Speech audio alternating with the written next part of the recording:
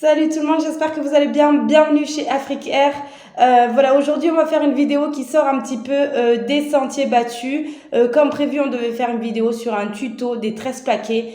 Mais voilà, aujourd'hui je voulais vous parler d'un sujet qui me paraissait très important avant de continuer dans la coiffure en passant par la base, c'est-à-dire les formations qu'il y a à faire et vous expliquer un petit peu mon ressenti parce que voilà, il y a beaucoup de choses à dire. D'abord, désolé pour l'éclairage et puis désolé aussi pour le mauvais cadrage. En ce moment, c'est un peu la galère parce que tout simplement, j'ai cassé mon trépied.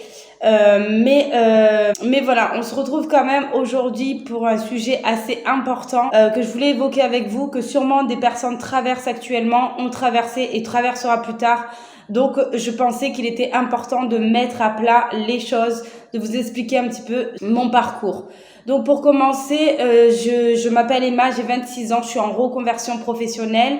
C'est-à-dire que je coiffais déjà un petit peu tout autour de moi, mes copines, les tresses, etc.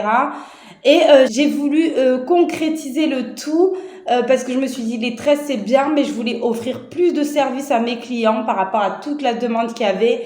Et du coup, je me suis dit, la seule phase, c'était le CAP coiffure. Il faut bien se former, il faut bien avoir un diplôme reconnu afin de pouvoir offrir de nouveaux services.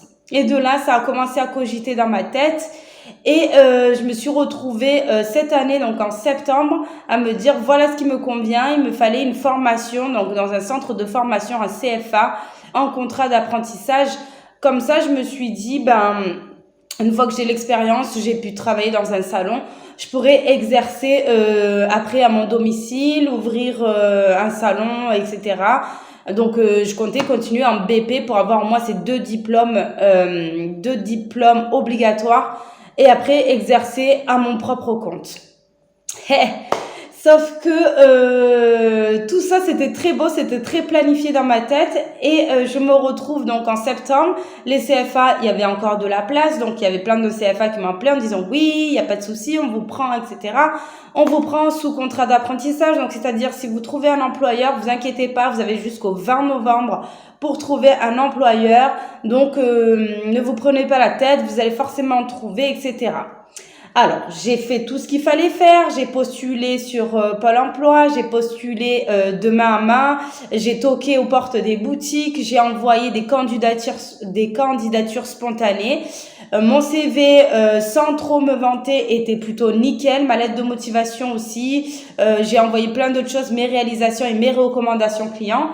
Bref, j'étais plutôt carrée dessus et je n'ai pas eu vraiment de problème à avoir des réponses en fait. Donc j'ai eu des entretiens, j'ai décroché pas mal d'entretiens, etc.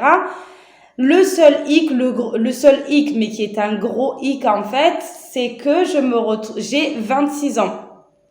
Et en fait, il se trouve que sur les grilles tarifaires, donc les grilles du salaire, quand on a 26 ans, on est payé 100% du SMIC, à savoir 1500 € et quelques.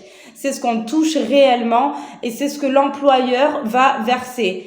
Et du coup, ça pose problème pour les employeurs parce que tout simplement, quand on a 26 ans, qu'on est payé 100% du SMIC, ils ont des charges salariales.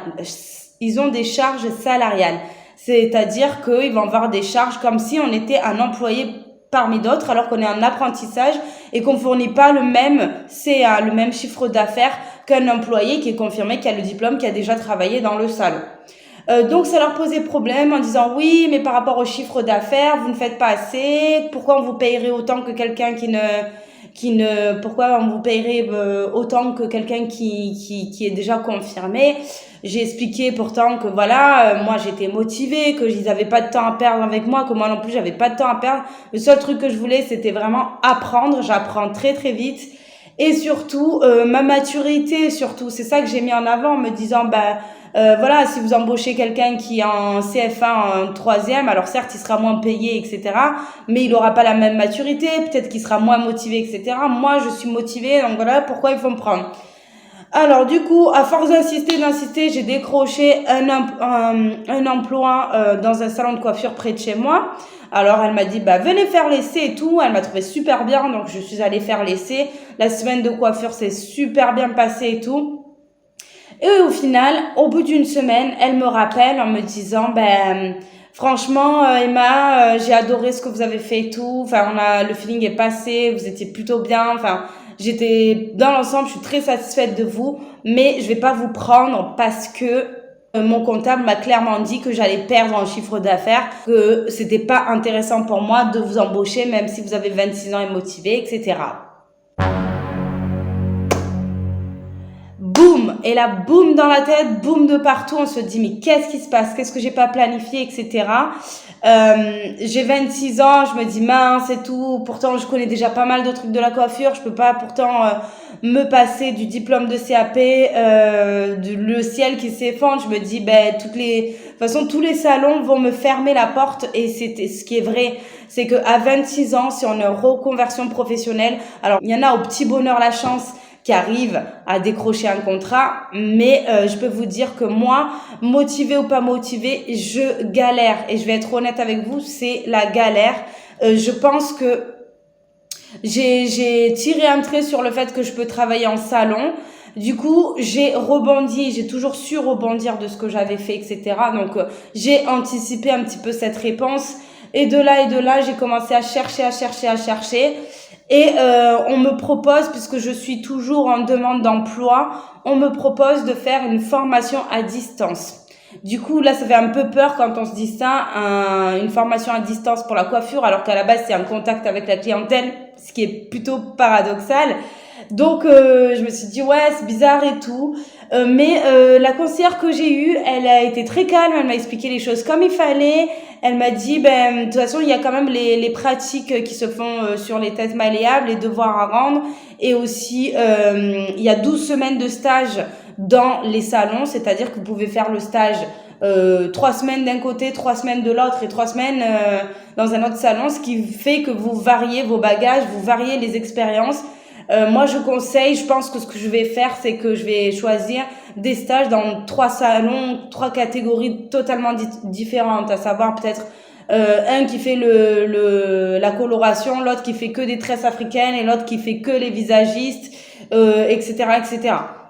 Donc, je vais varier au maximum et je me dis après tout, quelqu'un qui le passe dans un cursus normal, dans un CAP en continu, et dans le même sens que moi. Le seul truc, la différence, c'est que mes cours, je les suis à mon rythme chez moi. Je peux m'entraîner du coup sur les clientes que j'ai déjà en tresse africaine, tous mes amis, toute ma famille, je sais qu'ils sont là pour me porter pour mon projet. Là-dessus, il n'y a pas de souci. Je sais que je peux compter sur eux pour que je puisse m'entraîner au maximum.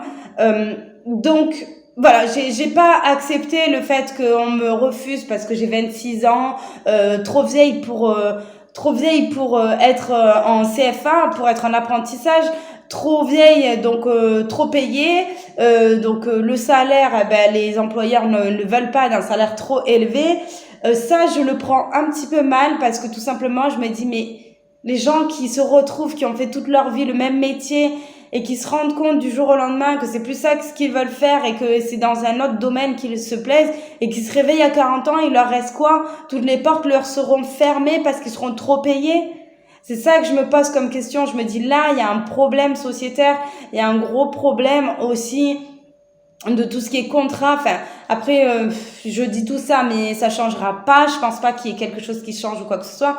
Mais je trouve que c'est bien de pointer le problème et de se dire, c'est vraiment dommage que les gens qui sont motivés, peu importe leur âge, qui veulent se reconvertir, se retrouvent devant des employeurs qui leur ferment les portes. Et ça, c'est un gâchis. C'est un gâchis pas parce que quelqu'un qui a choisi le CAP coiffure en 3e va forcément être coiffeur, va être un bon coiffeur, alors que quelqu'un qui est motivé, qui se lève avec l'envie, qui a vraiment envie de faire ça, même si après tout le bagage qu'il a eu avant, se retrouve avec des portes fermées, c'est un gros problème, à affronter, c'est un gros problème, c'est quelque chose qu'il faut absolument pointer et que je trouve intéressant d'en parler. Parce qu'on n'en dit pas assez, on voit tout. D'ailleurs, cette vidéo, j'ai l'impression j'en ai pas vu sur Internet.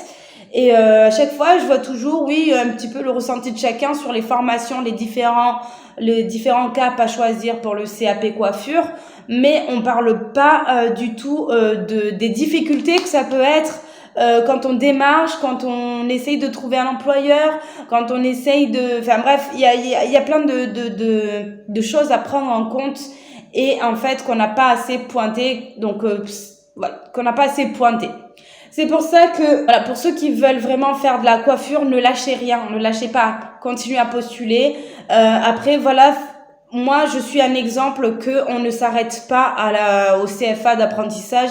Il existe des formations à distance où vous passez votre CAP en fin d'année, selon votre rythme, comme tout le monde, en candidat libre, avec les acquis et votre degré de motivation et surtout votre rigueur en fait d'apprendre la coiffure.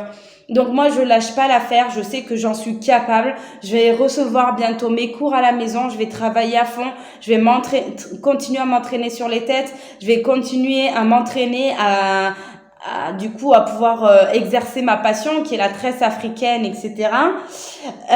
Donc je m'arrête pas là, je me démonte pas, mais j'avais envie de vous en parler. Donc je vais m'arrêter ici. Si vous avez des questions, posez-les-moi bien sûr en commentaire. Je n'hésiterai pas à vous répondre. Je pense que je vais aussi plus tard, pour compléter celle-ci, vous faire une autre vidéo sur la formation CAP coiffure. Une fois que j'aurai mes cours, je pourrai un peu plus témoigner de comment ça se passe le CAP coiffure à distance. Moi, c'est une formation qui est payée par Pôle emploi. Alors, le problème, c'est que c'est pas, le matériel n'est pas compris. Il va falloir cravacher pour payer son matériel. Il va falloir cravacher pour acheter plus de bouquins que les autres, pour avoir plus de connaissances. Mais, ça me fait pas peur. C'est quelque chose, la Galèrland, ça me connaît et je sais que je rebondis de toutes les situations. Mais je voulais vous en parler pour que vous aussi, vous retrouvez un petit peu. Du coup, vous sachiez un petit peu à quoi vous attendre si vous êtes dans une situation où vous réfléchissez un petit peu comment du coup pouvoir vous former si vous êtes en reconversion professionnelle, si vous êtes en recherche, si vous êtes passionné de coiffure mais que vous savez pas comment faire. Continuez à suivre la chaîne, vous allez suivre mon évolution dans tous les cas et on va se suivre et on va grandir ensemble. C'est pour ça que du coup, je voulais vous donner un maximum de conseils et tout ce que je connais, j'ai envie de vous le partager gratuitement, sans rien attendre en retour. Voilà. Sur ce, je vais m'arrêter. Je vous dis à bientôt pour une nouvelle vidéo.